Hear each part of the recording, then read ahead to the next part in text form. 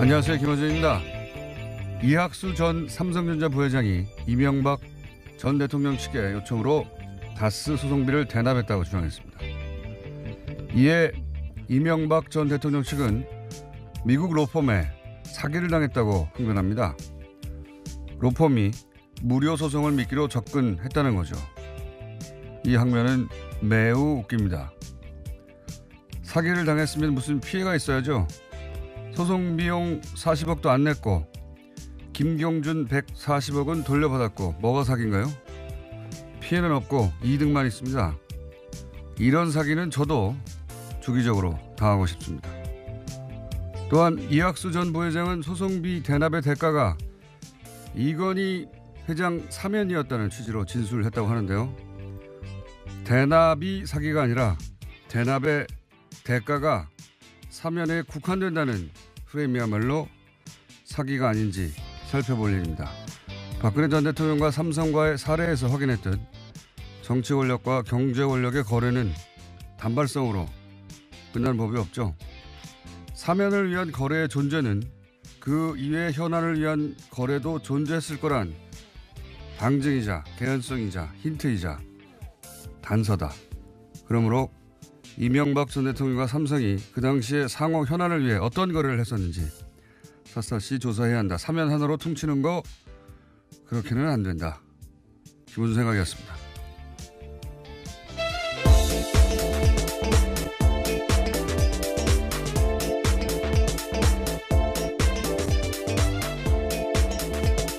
시사인의 김은지입니다. 설 연휴 보내고 아침에 왔더니 더 힘들잖아요. 월요일은 늘 힘드네요. 네. 월요일 플러스 연휴 끝이라 연휴가 한 4일 이렇게 되는 건 아주 나쁜 것 같아요. 쉼의 예찬을 하셨던 걸로 제 지난 추석 때 기억을 하는데요. 적어도 열흘 정도는 돼야. 네, 연휴는. 동의합니다. 네. 이게 놀다가 쉬다가 이제 지겹다 다시 일해야지 이런 마음이 들 때까지 쉬어줘야 이게 리프레시가 되지. 매우 힘듭니다. 자, 첫 뉴스가 뭡니까? 네, 말씀하신 대로 이학수 전 삼성그룹 부회장이 검찰에 자수서를 냈습니다. 이 전 부회장은 삼성의 다스 소송비 대납은 이명박 전 대통령 쪽의 요구였다라고 이야기하고 있는데요. 이건희 회장의 승인도 있었다고 진술하고 있습니다. 이건 이제 설 연휴 기간에 방송 사람들이 안 듣는다고 천천히 많이 듣는다고 계속 주장하고 있습니다. 그러면서 천천히 오랫동안 했던 얘기가 있는데 이학수 부회장이 이렇게 검찰에 가서 순순히 진술했다는 거는 이제 이명박 전 대통령 측하고는 이제 끊는다. 관계를 끊고 각자 도생의 길로 들어섰다 이런 의미겠죠. 네, 몰아주기라고 볼 수 있을 것 같은데요. 그러니까 모든 죄는 이제 기소가 의미 없잖아요. 이건희 회장은. 예, 지금도 기소 중지되어 있는 혐의만 두 가지가 있습니다. 성매매 혐의도 있고요. 또 차명계좌 탈세 혐의도 있거든요. 근데 이제 이건희 회장을 뭐 기소한다는 건 아무 의미가 없으니까 이건희 회장한테 다 죄는 몰아넣고 그리고 이제 김백준 씨한테 뒤집어 씌우기도 있는 것 같아요. 여기 보니까 김백준 씨가 대납 요청을 했다는 거 아닙니까? 네, 그렇게 지금 진술하고 있습니다. 근데 김백준 씨는 6개월간 최소 6개월간 왜 미국에 이 법인이 그 법무법인이 도대체 로펌이 돈을 요구하지 않는지 모르겠다고 했다고. 네, 다스 내부 문건에 있는 내용입니다. 그러니까요. 그러니까 6개월 이미 시작되고 나서 6개월간은 몰랐다는 거거든요. 근데 이제 김백준 씨한테 뒤집어 씌우는 것 같고 김백준 씨가 설사 알았다 한들 김백준 씨 위에는 이명박 전 대통령밖에 없어요. 근데 김백준 씨는 사면을 할 수 없잖아요.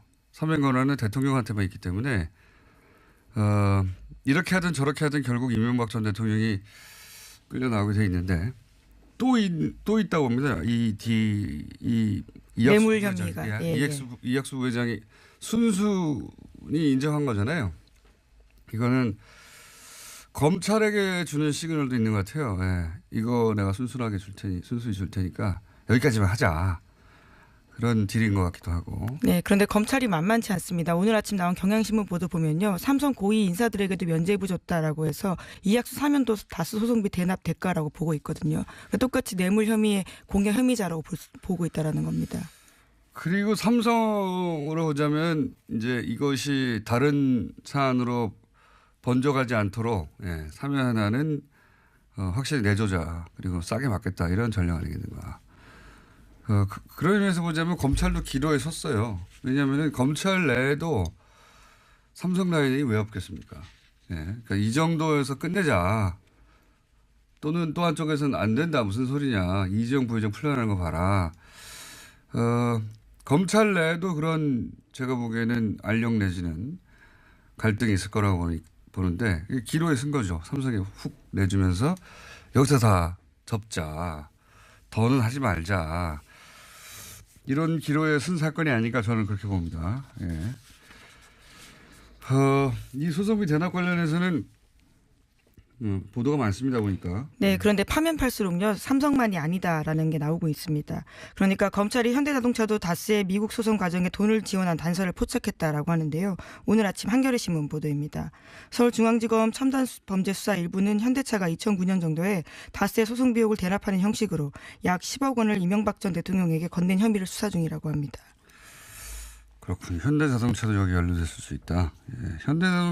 현대와 이명박 전 대통령의 관계는 뭐 이거 외에도 많죠. 네, 기본적으로 다스가요 자동차 시트를 현대차에다가 납품하는 회사입니다. 그래서 이제 이명박 전 대통령 서울시장하고 대통령 재임 기간에 엄청나게 매출액이 뛰었다. 눈부신 성장을 했던 때입니다. 그래서 1조가 넘어갔죠. 네, 그리고 2008년 8월 15일에 정몽구 현대차 회장도 특별 사면된 바가 있습니다. 그때가 이명박 전 대통령 취임 첫 해였거든요. 73일 만에 사면을 받았습니다.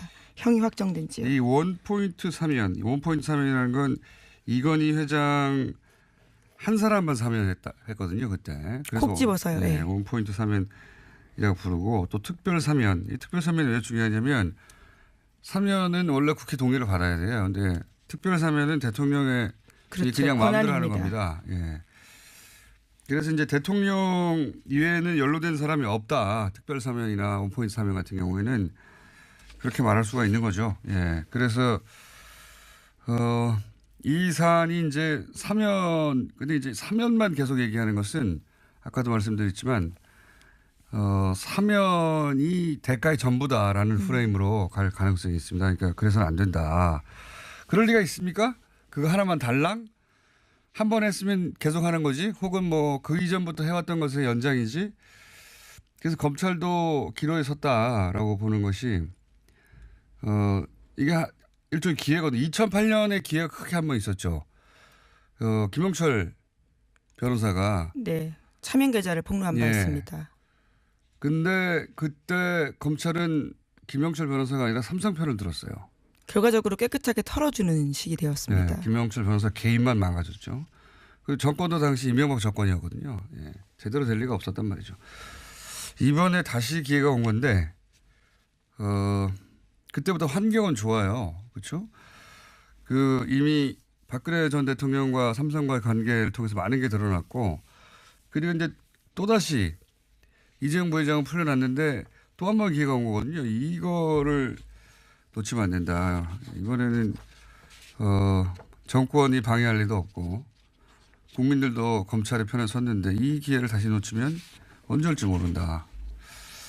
검찰도 기로에 섰다고 봅니다. 이 정도 대납과 사면권을 끝내느냐 아니면 이명박 전 대통령과 당시 삼성과 현안들을 어떻게 서로 주고받았는지 엄청난 덩어리가 박근혜 전 대통령보다 더 큰 덩어리가 거기 있을 수 있다. 저는 그렇게 개인적으로 추정하는 바입니다. 자, 여기에 대해서 이제 이명박 전 대통령을 로펌에 사기를 당했다. 이렇게. 네, 처음에는 그렇게 주장했습니다. 사기당했다라는 건데요. 소송을 대리했던 에이킹건프의 김석한 변호사가 무료 변론을 미끼로 접근해왔다라고 주장하고 있습니다. 말도 안 되는 소리를. 누가 이런 논리를 개발했는지 모르겠지만 이거 역대급으로 바보 같은 논리라고 봅니다. 그러면은 피해가 있어야 될 거 아니에요. 피해가. 다스는 이득만 누렸어요. 돈도 하나도 안 내고 몇십억을. 140억도 돌려받고. 네, 초창기에는 이런 식의 주장을 했었는데요. 그러다 보니까 어제는 조금 더 정돈된 보도자료를 냈습니다. 사실이 아니라는 거고요. 이 사안에 대해서 이건희 회장 사면과 연결짓는 것은 악의적이고 있을 수 없는 일이다라고 주장하고 있습니다. 그렇게 말하겠죠 뭐. 로펌이 40억 대납했다는 거는 이명박 전 대통령은 언론을 통해 처음 들었다는 거 아닙니까? 네, 그렇게 주장하고 있습니다. 이명박 전 대통령 주특기예요, 주특기. 아무리 명백해도 일단 거짓말을 합니다. 거짓말 한다는 의식 자체가 없는 걸로 보여요. 제가 오랫동안 이명박 전 대통령 연구가로서 사실은 평생을 차명으로 살았잖아요. 예. 그렇죠. 평생을 다른 사람 이름으로 자기 재산을 놓고 살았어요. 평생. 그런데도 대통령까지 됐어요. 그러니까 거짓말 안 할 이유가 없는 거예요. 매번 통해왔고 대통령까지 됐으니까. 그리고 하도 자신 있게 대놓고 아니라고 하니까 주변 측근들은 진짜인 줄 아는 사람들 저는 있을 거라고 봅니다. 네, 거기에 대해서는 김희중 씨가 증언한 바가 있습니다. 그 사실에 대해서는 아무도 주변이 모르기 때문에 이명박 전 대통령이 진실을 말해야 한다고요.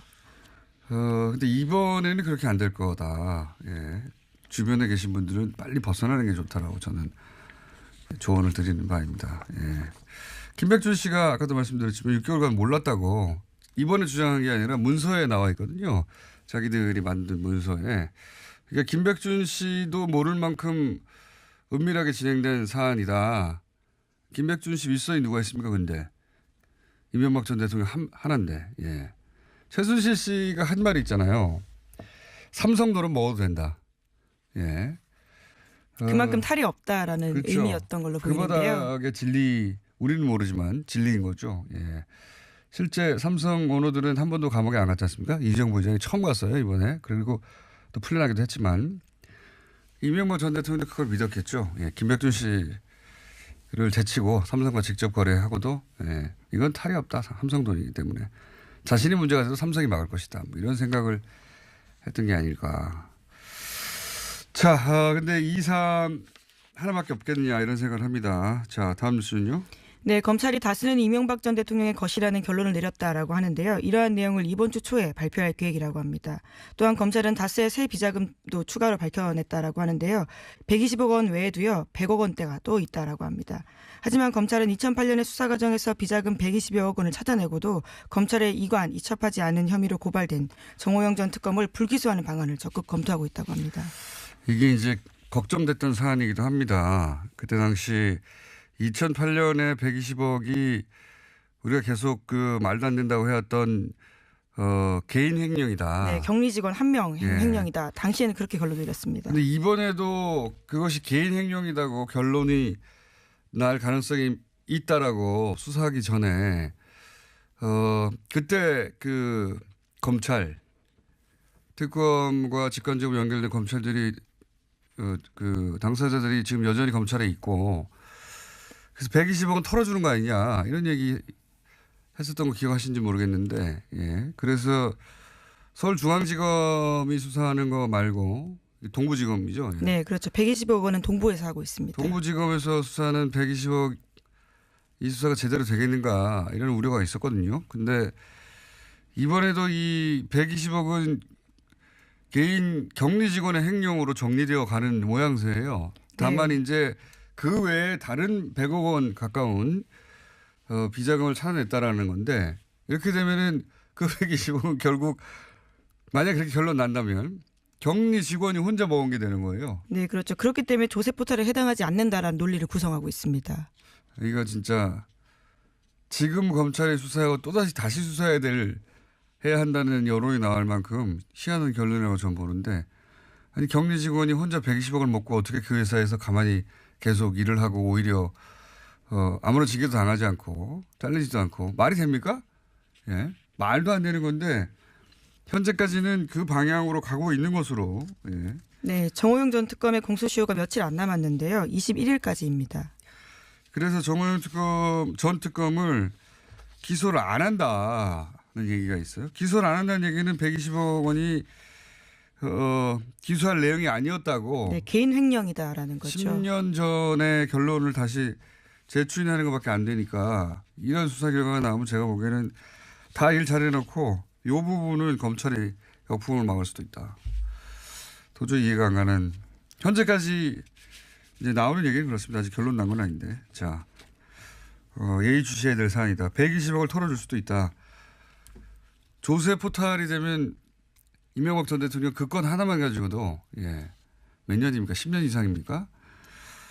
오랫동안 가시거든요. 예. 자, 다음 뉴스는. 네, 이병무 청계재단 사무국장 구속된 바가 있는데요. 이 사무국장의 혐의를 보면 이명박 전 대통령 아들 이시영 씨도 자유롭지 못하다고 합니다. 이병무 사무국장은 다스 자회사인 홍은프레닝이 이시영 씨가 대주주로 있는 회사에 40억 원을 지원하도록 한 혐의를 받고 있는데요. 검찰은 이 돈을 지원하도록 지시한 사람이 이시영 씨다라는 진술을 확보했다고 합니다. 이시영 씨는 무사하지 못할 정도가 아니라 이명박 전 대통령 아들하고 아버지를 동시에 기소하거나 이런 경우가 잘 없기 때문에 그렇게 봐주지 않는 한 무조건 기소될 사안이죠, 사실은. 예. 홍원 프레닝은 뭐 저희가 연휴 때 얘기했듯이 뉴타운 이명박 전 대통령의 서울시장 시절에 뉴타운 지정하기 전에 이 홍원 프레닝이 땅을 사가지고 개발 이익을 150억대로 올렸다. 근데 이 홍원 프레닝은 이명박 전 대통령 소유로 의심받고 있는 회사다. 참여회사로 의심받고 있다. 근데 여기서 40억을 빼서 아들 이시영 회사에 담보도 없이 줬다는 거 아닙니까? 낮은 이자로 돈을 빌려줘서요. 회사에 손해를 끼친 겁니다. 근데 그 40억은 홍원 프레닝의 전재산이었다. 뭐 이런 거. 전재산을 그냥 줘버린 거예요. 담보도 없이. 훌륭하지 않습니까? 네, 그걸 또 시킨 사람이 이시영 씨다라는 진술이 나왔다고 합니다. 그거를 또 본인이 대통령 아들이 시켰다는 거죠. 대통령 아들이 시키니까 회사가 전재산을 막 주는 겁니다. 대통령 아들한테.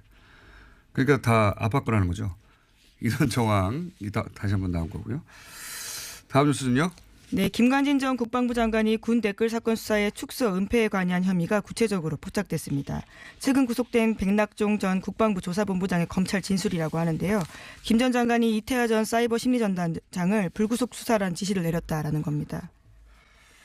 오늘은 여기까지 해야 될 것 같은데. 네. 이거는 이제 김관진 전 장관이 석방됐잖아요. 말도 그렇죠. 안 되게 석방이 돼서 우리를 열받게 했는데 원래 같은 건으로는 다시 구속할 수가 없습니다. 구속해서 할 수 없는데 다른 건입니다. 이번에는. 다른 건이 뭐냐면 그때 이미 수사 결과로 정치 개입이 있었다고 이제 수사 결과가 나왔는데 그걸 덮었다. 혹은 뭐 그런 대선 개입이 있다는 진술도 있었는데 수사관 말을 안 듣고 쫓아내고 대선 개입은 없었다. 이렇게 수사 결과를 발표하고 그다음에 뭐 구속하라 하겠다고 보고서를 냈더니 구속하지 말라라고. 수사 결과를 아예 뒤엎었다라고 하는 건데요. 거기에 책임자가 김관진 전 국방장관이다. 그러므로 요건이 이제 더 진행되면 아마 김관진 전 국방장관은 다른 건으로 구속영장 심사를 받게 되겠죠. 같은 건으로 다시 청구할 수가 없습니다. 그래서 별개의 건으로 다시 영장 실질 심사를 받는 모습을 꼭 보고 싶네요. 오늘은 여기까지 해야 되겠습니다. 시사인의 김은지였습니다. 감사합니다. 자, 바로 이어서 지금 평창올림픽이 절반이 끝났어요. 동계올림픽은 짧다 보니까 사실상 일주일밖에 안 남았습니다. 그래서 평창올림픽 관련해서는 거의 올림픽 리포트 역할을 하고 계신 평창 조직위 공동집행위원장 최문순 강원도지사 연결했습니다. 안녕하십니까? 안녕하십니까. 공장장님 안녕하십니까. 새해 복 많이 받으십시오. 새해 복 많이 받으십시오. 지금 벌써 반환점이죠. 그죠? 그렇습니다. 조금 아까 말씀하셨다시피 이제 일주일밖에 안 남았습니다. 네. 아유, 금방 끝나요. 네, 한 17일 정도 되니까요. 네, 지금 빨리들 못 보신 분들 빨리들 오셔야 될 것 같습니다. 네. 지금 항상 여쭤보는 건데. 네. 그 표는 이제 어떻게 팔리고 있습니까? 표는 지금 이제 거의 다 팔렸고요. 지금 그래요? 우리가 108만 장 파는 걸 목표로 하고 있는데 100만 장 정도 팔렸습니다. 8만 장밖에 안 남았어요?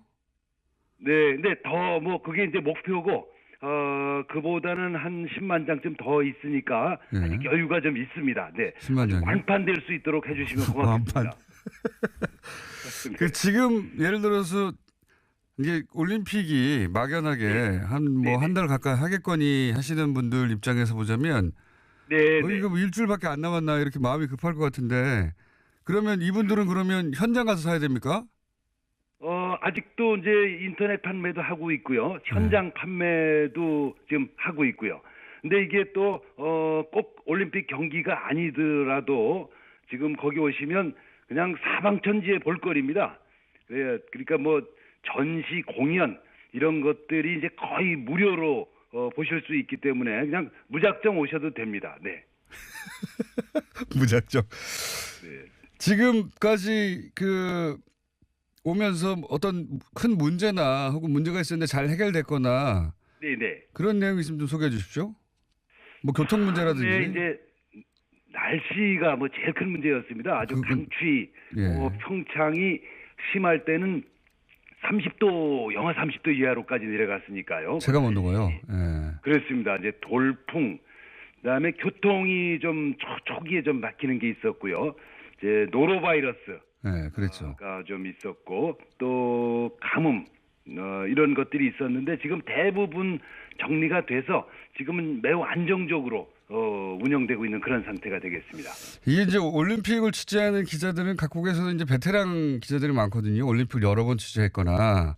그렇습니다. 예. 네. 그 외신의 반응이나 선수단의 반응은 어떻습니까? 네, 조금 겸손하게 말씀드리면 이렇게 준비가 잘 된 그런 올림픽이다. 만족스럽다. 특히 이제 외국 선수단들하고 이제 기자단들이 늘 이제 불편하게 생각하는 게 먹고 자는 게 되겠습니다.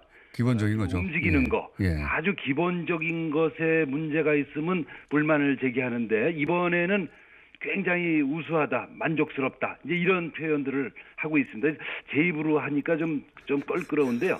그래서 이제 그 IOC의 공식 입장이 매우 만족스럽다. 이런 게 이제 엊그제 기자회견이 있었습니다. IOC에서 선수단에서 이제 음식 관련 불만이 안 나온 건 이번이 처음이다. 이런 보도는 보긴 봤는데. 네네. 예, 그건 겸손 모드로 방금 하신 거고. 예, 겸손 모드 아닌 모드로 하시면 어떻습니까? 자랑 좀 해주시자면. 사실은 이제 다 끝나고 나면 여러 가지를 종합적으로 말씀드릴 텐데 이제 지금까지는 거의 저희 상황실을 운영하고 있는데요. 예. 불만이 거의 없을 정도가 되겠습니다. 이제 그러나 저희들 아직 긴장을 늦춰서는 안 되고 요거 올림픽이 끝나면 3월 9일부터 패럴림픽이 또 있습니다. 예, 예. 예, 사실은 이제 패럴림픽이 우리나라에서는 아직 이렇게 인지도가 많지 않아서 관중들이라든가 이런 점들에서 걱정이 많습니다. 이제 패럴림픽까지 잘 끝내고 나야 이제 성패를 최종적으로 말씀드릴 수가 있겠습니다. 패럴림픽에도 많은 관심을 가져주시길 부탁해 올리겠습니다. 근데 올림픽이 이제 최근 들어서는 이게 적자 올림픽이라고 다른 나라들도 네네. 걱정도 많이 하고 특히 동계 올림픽은 시설을 어떻게 활용할 것인지 이야기는 우리나라뿐만 아니라 해외에서도 항상 나오는 얘기였지 않습니까? 네. 그래서 올림픽 끝나면 강원도 파산할 거라는 그런 이제 악성 루머도 있어요. 예? 예. 어떻습니까? 재정적인 측면에서는?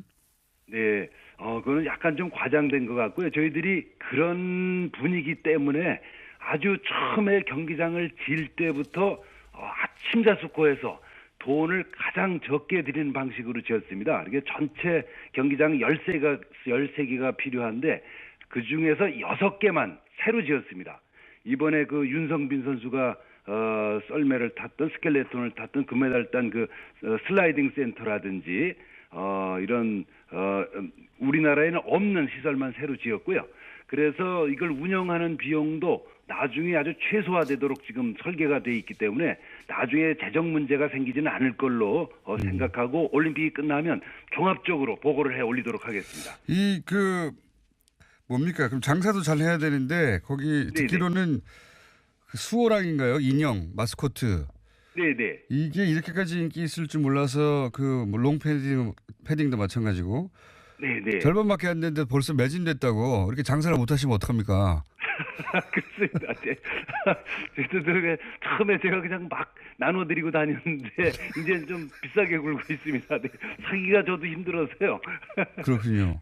네. 지금 가면 그 마스코트는 못 사요? 그러면 매진됐다고 보도가 되던데. 살 수는 있는데 이제 줄을 길게 늘어서고 지금 일부 매장마다 다른데요. 좀 매진된 데도 있고 아직 남아 있는 데도 있고 그렇습니다. 그렇군요. 북측 응원단과 어제 만찬을 어제입니까 그제입니까 만찬을 가지셨다고 제가 보도에서 봤는데. 네네. 우리 경기장마다 이렇게 바람을 일으키고 있는 응원단들이 지금 설 연휴에 떡국을 좀 못 먹었다고 해서 떡국을 대접하려고 저녁에 좀 떡국으로 우정을 좀 나눴습니다. 네. 저희들이 그래서 그때 이 응원단이 어떻게 구성됐냐 그랬더니 평양에 있는 대학생들 중에 자원을 받아서 왔다 그럽니다. 그래서 그게 전문적인 뭐 무용단이나 음악을 하는 학생들이 아니고 전부 이렇게 아마추어 우리 자원봉사자처럼 그렇게 구성을 해서 아주 짧은 기간 동안에 맹렬한 훈련을 거쳐서 왔다 이렇게 답변을 들었습니다. 혹시 그 분들에게 그 김일성 가면 해프닝에 대해서는 물어보셨습니까? 그거는 안 물어봤습니다. 안 물어봤어요? 네. 예. 네. 그 해프닝에 대해서는 개인적으로 어떻게 생각하십니까?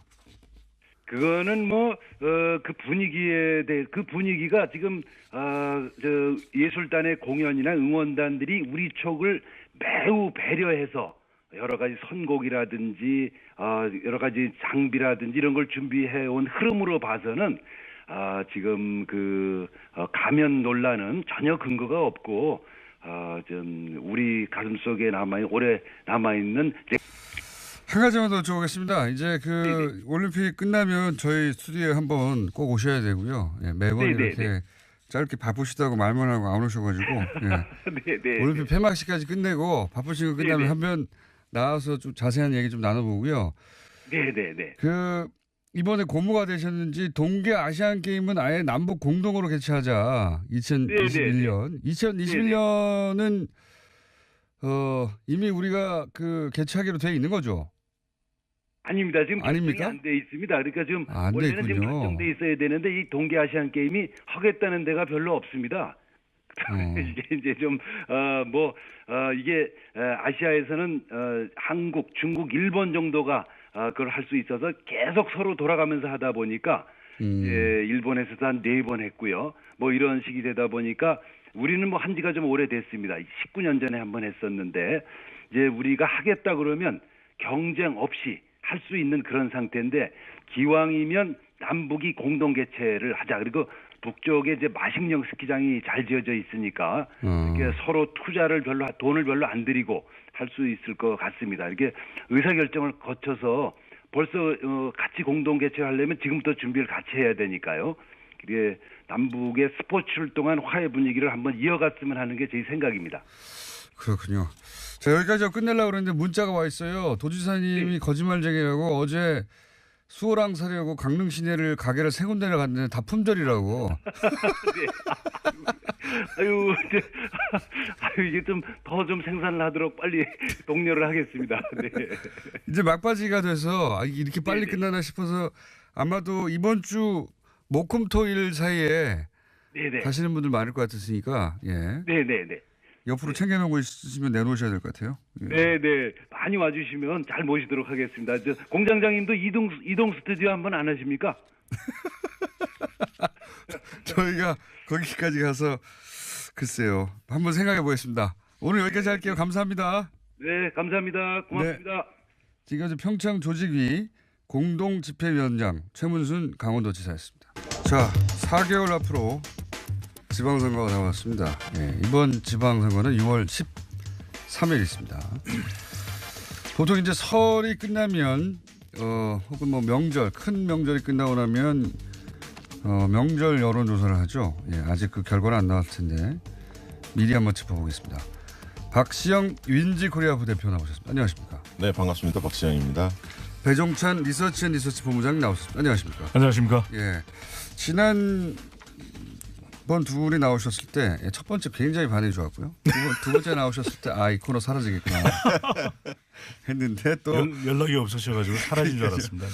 명절 직후에 또 이런 거 한 번씩 하니까. 네. 아이고 죄송합니다. 제가 잘못했네요. 우리가 사라지지는 않은 거죠. 네. 자, 한번 짚어볼까요? 물론 뭐 4개월이면 아직 많이 남았어요. 많이 남았고 올림픽도 아직 안 끝났고 올림픽으로 인한 여론이 어떻게 될지도 아직 뭐 확연히 드러나지는 않았는데 지금 현재 기준으로 한번 짚어보죠. 우선 지방선거를 좌지우지할 변수들이 뭐가 있을까 한번 짚어보겠습니다. 박 대표님. 네. 부대표 빼고 그냥 대표로 할게요. 발음이 힘들어가지고. 예. 배 부장님이라고 할게요 그냥. 네, 알겠습니다. 본부장이 좀 더 높긴 한데, 네, 예. 감수하겠습니다. 네, 네. 그렇게 짧게 해야지 이게. 네네. 박 대표님 보시기에 변수는 뭐가 있습니까? 저는 한 5가지 정도 보는데요. 5가지나 있습니까? 네. 왜냐하면 남북 관계에 당연히 변수가 있고요. 네. 그다음에 개헌 변수가 있고, 그다음에 이제 그 최저임금이나 이런 경제 이슈가 네. 있는데 거기에 덧붙여서 2가지 변수 더 있는 것 같아요. 뭐냐면 하나는 반부패 전선이 여전히 유지될 것 같다. 그러니까 MB 수사 문제 네. 이어서 또 생활적폐가 많이 나타나고 있지 않습니까? 채용 비리, 갑질 논란 이런 등등이 이어져서 반부패 전선, 공정사회 이 부분이 있을 것 같고요. 또 다른 한 가지는 가짜 뉴스가 굉장히 횡행하거든요. 그래서 이제 실제로 그 파괴력이 이번 설 민심에서 상당히 확인이 됐는데 이 부분에 대한 대처 이것도 큰 변수 중에 하나라고 보여집니다. 이게 이제 그 20, 40대 혹은 50대까지도 잘 느끼지 못해요. 가짜뉴스 하는데 포털에 뭐 가짜뉴스가 막 있는 게 아니거든요. 근데 이제 나이가 좀 있으시면 60대 이상 되시면 본인의 카톡으로 끊임없이 뭐가 날라옵니다. 네. 네. 끊임없이 뭐가 날라오는데 출처를 알 수 없는. 근데 예를 들면 그 고려 연방제를 곧 할 거다라든지 읽고 있으면 야 이거 말도 안 되는 소리를 뭐 이런 소리를 뿌리고 있어 하는데 그런 뉴스가 끊임없이 날라오거든요. 네. 북한에 뭐 이번에 내려왔는데 뭐 네. 몇십 조를 준다더라. 준다고 퍼졌다. 했다더라. 뭐 이런 식의. 그거가 굉장히 형식을 갖춘 네. 뉴스의 꼴을 갖추고 막 퍼져요. 예. 이게 저희 왜 그냥 냅두나 모르겠어요. 예, 저희 집안 식구들도 모였는데 그 얘기 나오더라고요. 그런 걸 받아봤다고. 네. 60대 막 들어선 누님께서 그 얘기를 해서 저희 페이스북에 친구들 이야기도 들어보니까 민심 얘기 들어보니까 60대들하고 친하세요? 아니 뭐 그 나이 때는 아니지만 네. 그 누님들 얘기를 들어보면 곧 실제로 60대 아닌가요? 예. 네. 네, 곧 60대. 네. 아닙니다. 50대까지만 들어서신 거 아니에요? 예, 50대 후반부터 60대에 상당히 많이 이번에 퍼져 있다. 특히 영남권에 네. 굉장히 유포가 많이 된 것으로 확인됐습니다. 이거 이제 경찰에서 저는 단속해야 된다고 보는데 한두 번이 아니라 끊임없이 지속적으로 업그레이드해가며 그때 사안에 따라 누가 의도적으로 뿌리는 거거든요, 이거. 그렇죠. 네. 근데 어쨌든 그 이하 연령대는 뭐 가짜 뉴스가 있다고 그래. 뭐 게시판에서 가끔 그런 거 누가 믿어 하는데 그게 아니라 본인의 개인 카톡으로 계속 옵니다, 이게. 이게 이제 어르신분들이 새로운 어떤 의사소통 수단으로 뭐 단톡, SNS 이런 걸 이제 이용하기 시작했다라고 볼 수 있는 부분이고 사실 근거가 없는 뉴스가 근거요? 네, 근거. 네. 네. 전파된다는 것은 근거 말고요. 네, 너그러운 명절 민심으로 좀 이해를 해주시고. 네. 근데 최근에 관련된 조사가 있었는데 우리나라에도 이제는 뉴스를 고지고대로 믿지 않는다 그런 여론도 있거든요. 맞습니다. 그건. 그런 만큼 우리나라가 이웃 일본하고 비교한 조사도 있었는데 우리가 그래도 좀 더 긍정적인 것은 근거를 반드시 확인하더라고요. 근데 이 근거가 젊은 세대들은 네. 젊은 세대는 그렇다고 네. 치고요. 이제 미국 그 대선 때도 대선때도, 네. 보면 이 가짜 뉴스가 엄청난 기여를 했다라고 하지 않습니까? 네, 네. 그러니까 그런 사례를 확인하면서 이런 뉴스로 이득을 보는 쪽에서 이걸 조직적으로 만드는 게 아니냐. 저도 이제 본 적이 있어요. 보면 아 이거 말도 안 되는데 누가 믿나? 고려 연방제가 곧 실시된다든가 사회주의 국가가 우리가 곧 된다든가 뭐 이런 네, 얘기거든요. 네. 북한 이제 우리나라가 이제 북한이 넘어간다는 거예요. 한마디로 말해서. 예. 그런 뉴스를 이걸 누가 믿을까 하는데 끊임없이 보냅니다. 끊임없이. 이런 게 있을 거예요. 지금 지방선거를 앞두고 남북 관계도 주요한 변수가 되고 있는데 그런 이 북한과 관련된 내용들이 실제로는 이 보수층을 또 뭉치게 하는 효과도 있거든요. 그런 전략적인 부분도 노린 거 아니냐. 그렇죠. 이번에 그렇죠. 이제 예. 평양 올림픽이라는 프레임을 씌웠지 않습니까? 네. 어쨌든 북한에서 대대적으로 참여를 했고 그러다 보니까 이제 그 기존의 60, 70대가 갖고 있었던 어떤 반북, 반공 이런 어떤 이데올로기가 있기 때문에 그런 부분에 있어 계속 어떻게 자극하는 보면 거죠. 자극하기에 굉장히 좋은 계기가 된 거죠. 그러니까 지방선거 변수랑 관련해서 보면은 이명박 전 대통령 또 예. 박근혜 전 대통령을 내용으로 해서는 보수가 뭉칠 수가 없는 것이거든요. 그렇죠. 그렇다 보면 보수층에서는 적어도 이 남북 관계 안보 이슈로는 그동안에는 샤이 보수였는데 일종의 역샤이 보수 현상, 역샤이 보수 효과를 누릴 수도 있다는 겁니다. 역샤이라는 거는 뭡니까? 그러니까 이제 그동안에는 적극적으로 나온다. 네, 그동안에는 보수층이 창피해서 전면에 나서질 할 말이 못했는데 없었던 거예요. 이제 적어도 남북 관계에 대해서는 할 말이 있다. 그런 것이거든요. 그래서 이번에 설 민심 재밌는 특징이 뭐냐면 잠잠했다는 겁니다. 정치 얘기가 별로 없었다는 거예요. 그러니까 평소 어른들이 주도하거든요. 네, 어른들이 주도하는데 어른들이 조용했다는 거죠. 할 말이 별로 없었고 또 평창 올림픽이 있었기 때문에 이번에는 아무튼 좀 조용히 보냈다. 이게 그리고 이제 남북 간의 대화나 또는 방문 뭐 이런 이야기가 앞으로 계속 나올 텐데 지금 추세로 봐서는 여기에 이것이 혹시 지방선거에 보수 입장에서는 악재로 작용할 수 있으니까 이런 카톡은 더욱 기승을 부릴 수 있다. 그렇죠. 네. 그렇죠. 누군지는 모르겠지만 아주 조직적으로 하고 있어요. 이 가짜 뉴스는 진짜 건절돼야 되는 게 지난 미국 대선에서도 보면 프란치스코 교황이 트럼프 후보를 지지했다 이런 게 뉴스로 나왔거든요. 트럼프를 지지했다는 걸 교황한테 물어볼 수 있는 사람이 누가 있습니까 대체. 확인이 불가능한 뉴스잖아요. 그러니까 이렇게 되면 사람들은 또 뭐 믿어버리는 경우가 생기는 것이거든요. 네. 믿는 사람이 생기죠. 예. 자 그렇게 변수 중에 뭐 남북 이슈라든가 또는 뭐 최저임금 같은 경제 이슈라든가 또 뭐 채용 비리 같은 거 뭐 그리고 이제 MB 박근혜 전 대통령의 적폐 라인, 적폐 전선 이런 것들이 있는데 나머지는 예측 가능한데 이 남북 이슈는 이런 가짜 뉴스나 또는 20대도 뭐 일정 정도 보수화된 측면이 있거든요. 이게 어떻게 튈지 모르고 요거는 아마 공략 대상이 될 것이다. 계속해서.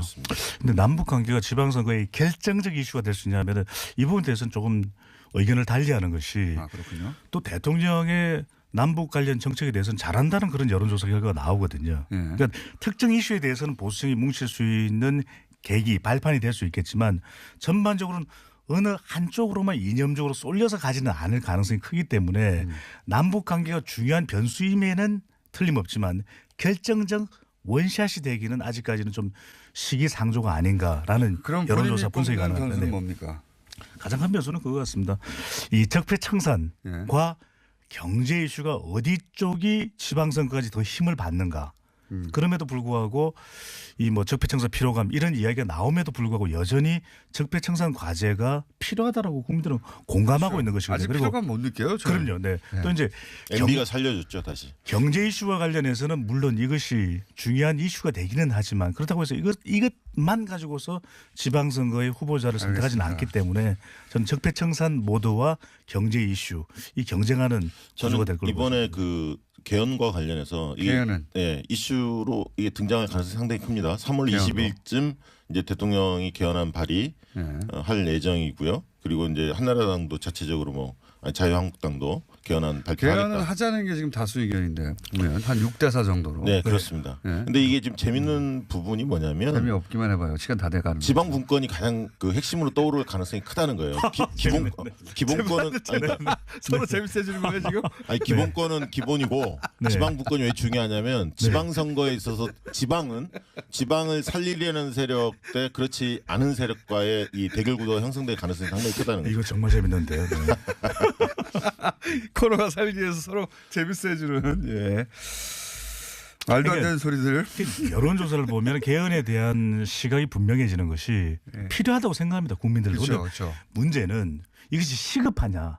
다른 게 더 급한데 또 개헌의 내용을 또 정확하게는 모르는 것이 또 국민이거든요. 그렇죠. 그리고 또 일부 여론조사 보면 보기 문항에 문제가 있어요. 뭐 무리해서 개헌할 필요가 없다. 무리라는 표현을 쓰거든요. 이번 지방선거 때 같이 하는. 보수 쪽에서 의뢰한 약간 그런 어떤 문항들이 있는 여론조사를 봤는데 그건 좀 문제가 있죠. 무리해서 좋은 게 아무것도 없거든요. 그렇죠. 이 세상에.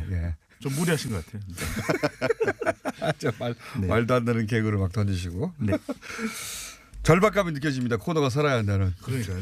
자, 여기까지 하고 앞으로 이제 두 분 코너가 재밌으면 계속 나오실 거니까요. 자, 이 구체적으로 들어가 볼게요. 지금 시간이 5분밖에 안 남아가지고 1분 이내로 딱딱딱 짚어야 됩니다. 자, 제일 큰 지역 서울. 서울은 뭡니까? 관전 포인트가. 안철수가 등판하느냐 안 하느냐. 이게 가장 큰. 등판한다면? 한다고 봅니다. 저는. 한다면 정치 전선이 강화되는 거죠. 정치 싸움이 큰 판으로 벌어집니다. 그래서 안철수 대표가 한다 안 한다가 큰 이슈라고 하면 하면 결과는 어떻게? 결과는 안철수가 당연히 지는데 문제는 어떻게 민주당의 변수가 생긴다는 거죠. 왜냐하면 박원순과 안철수의 효과가 강화될 수도 있고요.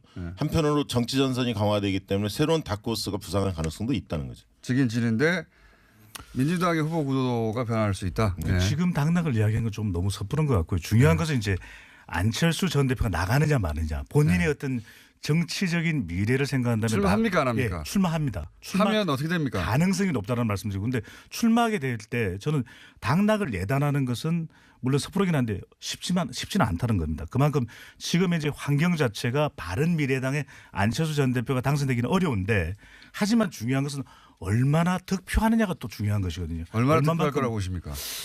글쎄요. 그래도 저는 이것이 실제 출마를 하면 우리 지금의 여론조사와는 다르게 상당히 또 건접전을 펼칠 가능성 분명히 있어 보입니다. 그럼 자유한국당 쪽에서는 후보가 누군가 나올 텐데 표를 서로 갈라먹지 않을까요? 저는 연대할 가능성이 있다고 봅니다. 연대한다? 예. 자유한국당과 그러면 그걸 좀 여기서 예를 들면 확대해서 자유한국당과 바른미래당이 지역별로 연대할 수도 있다? 저는 선택적으로 가능하다고 보는 편입니다. 그러니까 전면적인 게 아니라 제한적으로 일부 지역에 한해서. 그렇군요. 예. 어렵다고 보이시는데 그런 가장 큰 이유가 이 지방선거는 바른미래당이 정치적으로 또 안착해야 되는 또 중요한 계기거든요. 그런데 한국당 이념적 성향이 다른 한국당과 합칠 경우에 지지층이 과연 더 외연이 확대될 수 있냐 어렵다고 보이죠. 지금 그리고 바른미래당의 지지층의 핵심은 네. 보수입니다. 중도 보수가 아니에요. 바른미래당의 지지층이 정책적 사안에 대해서 보이는 태도를 분석해 보면 굉장히 보수적입니다. 네. 바른미래당은 사실상 보수로 국민의당의 안철수 후보가 통합하면서 그 과정에서 확 보수 쪽으로 가가지고 보수 지지층에 기반둔 거 아닙니까 이제?